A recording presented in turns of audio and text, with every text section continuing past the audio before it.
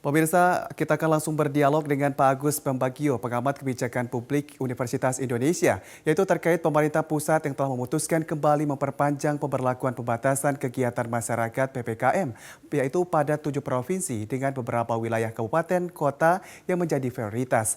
PPKM kembali diperpanjang hingga 22 Februari 2021 yang tertuang dalam Surat Instruksi Kemendagri Nomor 3 Tahun 2021.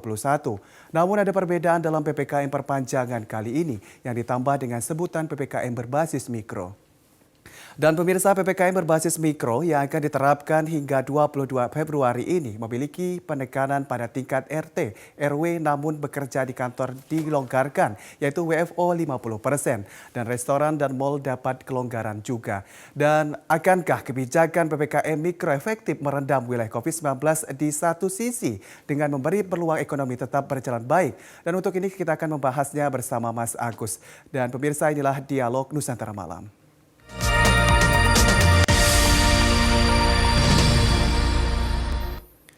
Halo, selamat malam Pak Agus. Malam, Mari. Baik, bisa diberikan informasi Pak, bagaimana pandangan Anda terkait dengan adanya PPKM ini dan khususnya saat ini sudah ada yang dinamakan PPKM Mikro? Menurut saya sih sama, tidak akan berhasil. Karena nggak ada bedanya PSBB, transisi, PPKM atau apa, nggak ada gunanya. Coba lihat aja kalau nggak percaya. Waktu PPKM kan saya juga bilang bahwa ini nggak percuma, nggak ada gunanya juga. Gitu. Baik. Karena landasan dasar hukumnya juga tidak kuat. Kan bukan landasan hukumnya cuma instruksi Mendagri. Dulu PSBB cuma surat edaran. Jadi menurut saya ya sudahlah, itu yang mau dimaui pemerintah ya silakan ya, coba kita kita taruhan atau apalah istilahnya. Kalau ini berhasil, nanti kan diperpanjang, nanti ganti lagi namanya sama. Maunya kan pemerintah ekonomi jalan, kesehatan hilang. Ya nggak bisa, harus pilih salah satu. Baik, jadi Anda selama ini menilai bahwa PSBB dan PPKM juga dikatakan belum efektif, Pak Agus? Kenapa suaranya nggak jelas gimana? Lalu bagaimana berarti selama ini Anda masih menilai bahwa PSBB dan PPKM ini masih belum cukup efektif? Aduh, suaranya nggak jelas, Mas. Hilang-hilang, pecah. Baik, terkait PPKM ini apakah Anda masih mengatakan tidak cukup efektif, Pak, sama dengan PSBB? Seperti itu? Tidak akan efektif. Kan landasannya cuma instruksi presiden, instruksi Mendagri. Instruksi itu kan tidak berkekuatan hukum. Bagaimana mau dijalankan? Bagaimana mau memberi sanksi? Nggak bisa. Instruksi itu tidak bisa memberikan sanksi. Sanksi itu hanya boleh diberikan oleh undang-undang dan perda. Baik, harusnya seperti apa nih pandangan Pak Agus sendiri? Kalau saya kan dari awal mazhabnya sudah lockdown atau karantina. Ya terserah pemerintah. Kalau saya karena tugasnya kan kita kan harus melokalisir orang yang terkena COVID, lalu mengobatinya, lalu men-tracing. Nah 3 hal itu bagaimana caranya kalau tidak ditutup dari semua lini? Saya dari dulu awal usulnya kan Jawa saja. Tetapi kan ya sekarang sih sudah terlambat, Mas, sudah hampir setahun. Kan dilakukan coba-coba terus ganti ini, ganti hanya nama istilahnya aja, tetap dasar hukumnya itu sebagian besar dari penanganan COVID ini surat edaran. Kalau surat edaran itu sama dengan instruksi menteri yang tidak ada dasar landasan hukum di Undang-Undang 12 tahun 2011 tentang pembuatan tata cara peraturan perundang-undangan. Jadi ya gimana jalaninnya? Tetapi ada undang-undang kekarantinaan wilayah ini, Pak. Dan juga Pak Jokowi juga tentunya Presiden maupun para menteri juga berkoordinasi dengan para pemerintah di wilayah dan khususnya di daerah. Bagaimana pandangan Anda terkait hal tersebut, Pak Agus? Gimana? Presiden juga kan mengeluarkan ada tentang kekarantinaan wilayah, Pak.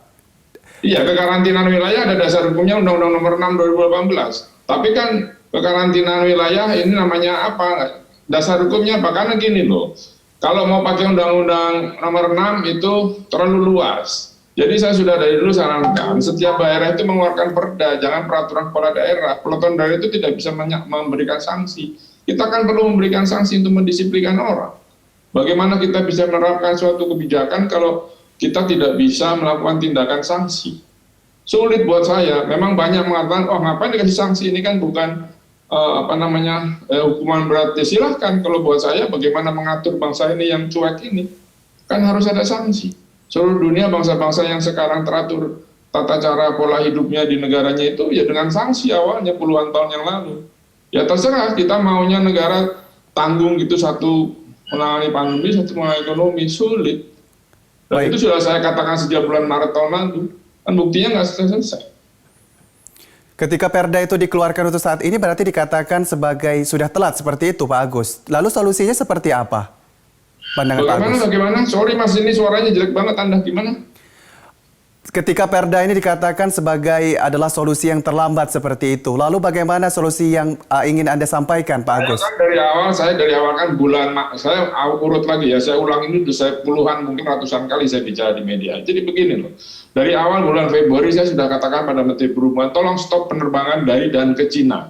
Karena di 3 bandara, Samratulangi, Ngurah Rai, dan Pasar dan Cengkareng, itu sehari bisa 3 kali flight pulang balik ke Cina, baik charter maupun schedule. Waktu itu Menteri Perhubungan keberatan karena 40% turis Indonesia dari Cina. Saya bilang ya terserah, kalau ini tidak ditutup, silakan nanti kita. Terjadi ya. Vietnam dan Thailand menutup saat itu. Buktinya mereka jauh lebih baik. Ya kan? Nah terus kemudian saya bilang ini nggak bisa, mumpung masih sedikit, lakukan karantina wilayah di Pulau Jawa. Karena 60% populasi kita ada di Jawa. Saat itu bulan Maret. Tapi kan tidak dilakukan. Ya sudah. Silakan pakai PSBB, namun yang istilahnya saja membuat pusing kita. Nah jadi sekarang, terserah, saya sudah katakan terserah pemerintah. Kan sudah terbukti apa yang saya katakan itu tidak berjalan. Kalau mau diteruskan dengan ganti istilah ya saya kan hanya rakyat biasa. Baik. Dan terkait hal ini ketika sudah terlanjur seperti itu dan kita sudah berjalan hampir 1 tahun. Dan dikatakan 1 tahun lah untuk wilayah Indonesia itu sendiri. Dan akan tetapi pemerintah terus berupaya. Salah satunya PSBB Mikro hingga RT RW diberikan kebijakan untuk bagaimana masyarakat mengatasi khususnya dari masyarakat khususnya dari daerah hingga di RT RW. Pandangan Anda mengenai hal ini walaupun sudah terlambat, bagaimana ini Pak Agus? Ya kalau sudah terlambat kan nanti ini cost-nya sudah besar Mas. Kita sudah lelah. RT RW, apakah RT RW-nya siap? Besok sudah mau diberlakukan. Siapkah mereka melakukan itu? Saya di sini membantu Pak RW saja sudah sejak bulan Maret itu setengah mati. Ya kan? Lalu sekarang untuk keramaian misalnya di mall dan dibuka lebih banyak orang, jamnya lebih malam. Lu gimana? Membatasi di lingkungan kita tinggal, tetapi memberikan waktu lebih panjang di mall. Kan kerumunan itu. Baik. Ya, jadi sekali lagi, saya kemarin baru kembali dari Kerawang Barat, Cilengsi, Citerep, itu tidak ada yang pakai masker, sedikit sekali. Itu bagaimana? Karena nggak bisa ditindak. Dia bilang, loh ini soal disiplin aja, soal disiplin dan niat. Tapi ya itu sudah dipilih pemerintah, saya ikut saja. Tapi kalau akan Anda tanya, itu komentar saya. Baik. Dan terakhir Pak Agus, apa yang ingin Anda sampaikan kepada pemerintah dan juga kepada masyarakat khususnya saat ini? Apalagi saya sudah sampaikan beratus kali ya, yaitu tadi yang saya sampaikan ini kan begitu. Begini, sesuai bukan kata saya, kata Undang-Undang 12 tahun 2011, itu ada hierarki peraturan perundang-undangan. Kalau soal COVID ini diatur dengan surat edaran, itu nggak kuat.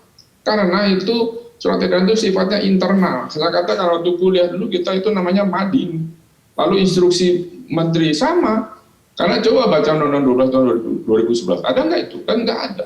Nah kalau pengaturannya saja sudah begitu lemah, bagaimana kita implementasikan di lapangan? Kasihan yang menjalankan. Satpol PP lah, polisian, TNI. Nah sekarang ditimpahkan kepada RT RW. Tidak semua RT RW siap. Saya membantu RW saya di sini juga setengah mati. Saya perlu waktu 2 bulan untuk meyakinkan data dan sebagainya. Bagaimana menghubungi puskesmas? Siapkah puskesmas dengan sekian puluh RW di per kecamatan? Ini kan suatu hal yang tiba-tiba muncul. Orang bingung semua deh. Coba besok dicek Anda wartawan, Anda cek ke lapangan. Seperti apa? Ya, jadi terserahlah pemerintah itu putusannya. Saya sebagai warga negara yang baik saya ikut saja. Tapi itu komentar saya bahwa berganti-ganti tidak bermanfaat. Coba sekarang masih naik terus. Dia akan turun ketika jumlah ujinya turun. Nanti jumlah ujinya kembali ke 50.000 lagi, dia pasti naik. Dan data-data itu kan Gubernur Jawa Barat juga mengatakan datanya masih belum pas. Jadi ini sudah terlalu lama, jadi semua orang sudah lelah. Baik, Pak Agus Pambagio, terima kasih atas kesempatan untuk berbincang di Nusantara malam hari ini. Sehat selalu, Pak. Selamat malam.